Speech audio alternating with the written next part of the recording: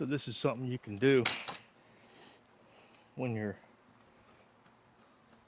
wonderful significant other wants pretty pots, but she doesn't put anything that really needs this much dirt in it. A lot of times you can fill the void with something in the bottom.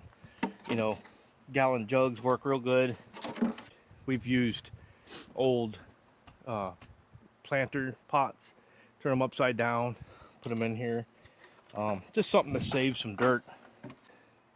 You know, dirt's not free. We amend it too, so I don't want to waste compost on just to fill the void. I've used leaves and sticks and twigs and pieces of log down in here just to fill that void. But you can even use cut-offs, your cookies from cutting your firewood. As long as it doesn't cover up the holes in the bottom. Put that thing down in there, and then put your jug in there, and you end up saving a ton of dirt, just to save a little bit of dirt. Anyway, pro tip from a non-pro.